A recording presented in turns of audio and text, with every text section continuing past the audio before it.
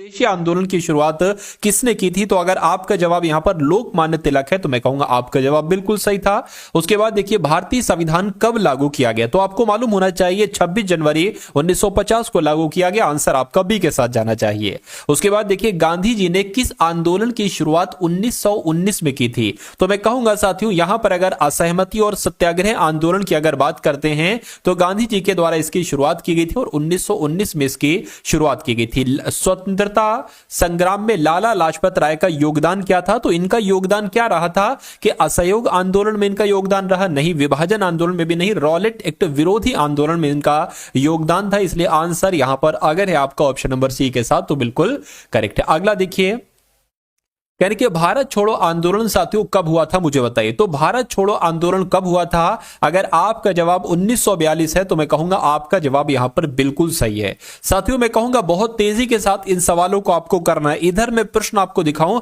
इधर तुरंत 2-4 सेकंड में प्रश्न को पढ़कर आपको उसका उत्तर दे देना है, क्योंकि अगर इतनी स्पीड आपकी नहीं है इन प्रश्नों में तो मैं कहूंगा आपकी तैयारी थोड़ी सी कम है।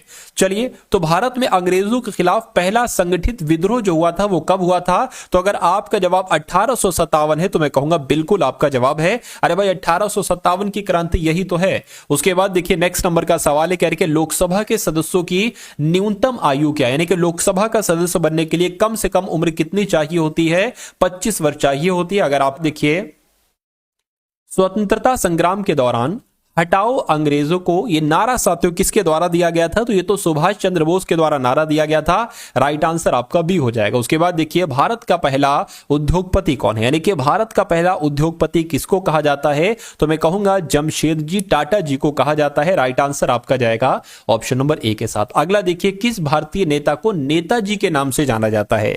तो किनका आंसर यहां पर है? सुभाष चंद्र बोस। मैं कहूंगा जिनका भी आंसर है, जिन्होंने भी अपने मन में जवाब दे दिया है कि भाई सुभाष चंद्र इसका राइट आंसर है, तो मैं कहूंगा उनका जवाब बिल्कुल करेक्ट है। टारगेट अपना कभी ना भूलिए।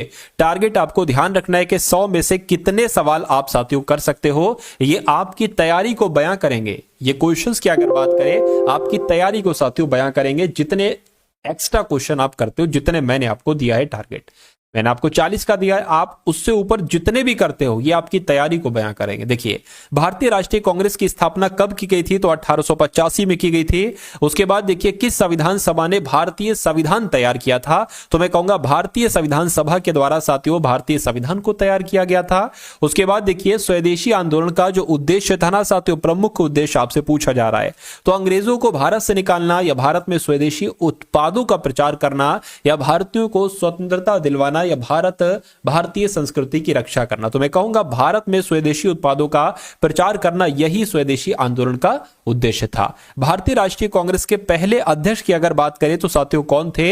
ए.ओ. ह्यूम थे। कौन थे साथियों भारतीय राष्ट्रीय कांग्रेस के पहले अध्यक्ष? ए.ओ. ह्यूम थे। ये आपको मालूम होना चाहिए। उसके बाद देखिए भारत में रोटी आंदोलन किसके द्वारा शुरू किया गया था साथियों मुझे बताइए। तो इनका नाम क्या है भाई साहब? अपने बापूजी यानी कि गांधी जी के द्वारा ही भारत में रोटी आंदोलन को शुरू किया गया था। उसके बाद देखिए भारत में रेलवे का निर्माण कब किया गया? तो अगर आपका जवाब यहां पर 1853 है, मैं कहूंगा आपका जवाब तो बिल्कुल करेक्ट है। उसके बाद देखिए अगला सवाल है गांधी जी का प्रसिद्ध आंदोलन यानी कि नमक सत्याग्रह ये किस वर्ष शुरू हुआ था मुझे बताइए। तो ये कब शुरू हुआ था साथियों? ये 1930 में शुरू हुआ था। आंसर आपका जाएगा ऑप्शन नंबर ए के साथ। भारत के पहले राष्ट्रपति कौन थे? तो डॉक्टर राजेंद्र प्रसाद भारत के पहले राष्ट्रपति थे। उसके बाद देखिए भारत में पहला हिंदी फिल्म उद्योग की स्थापना किसने की थी बताइए। तो किसके द्वारा की गई थी? मैं कहूंगा दादा साहेब फाल्के के द्वारा की गई थी। भारत में पहले हिंदी फिल्म उद्योग की स्थापना दादा साहेब फाल्के ने ही की थी। भारतीय उपमहाद्वीपीय के विभाजन की योजना किसने बनाई थी मुझे बताइए। तो यहां पर आप लोग ध्यान रखेंगे कि लॉर्ड माउंटबेटन के द्वारा ही भारतीय उपमहाद्वीप के विभाजन की योजना बनाई गई थी। किसने? लॉर्ड माउंटबेटन ने। उसके बाद देखिए वर्धा योजना, ये बहुत इंपॉर्टेंट योजना है। वर्धा योजना किससे संबंधित है? शिक्षा से, स्वास्थ्य से, कृषि से या संविधान से? तो मैं कहूंगा यह शिक्षा से संबंधित है। क्या वर्धा योजना की अगर बात है कह रहे कि गांधी जी के असहमति आंदोलन की प्रमुख विशेषता क्या थी? तो अहिंसा और सत्याग्रह, हिंसात्मक संघर्ष नहीं, केवल ये भी नहीं, विदेशी सहायता नहीं, मैं कहूंगा अहिंसा और सत्याग्रह ये असहमति आंदोलन की प्रमुख विशेषता थी। राइट आंसर आपका जाएगा ए के साथ। पार्लियामेंट्री सरकार की प्रणाली किससे संबंधित है? तो साथियों किससे संबंधित है? मैं कहूंगा ब्रिटेन के संविधान से ली गई है, यानी कि ब्रिटेन आपका सही जवाब हो जाएगा। तो दोस्तों एक क्वेश्चन आप सभी लोगों के लिए है, इसका आंसर कौन सा सही होगा कमेंट बॉक्स में जरूर बताएं।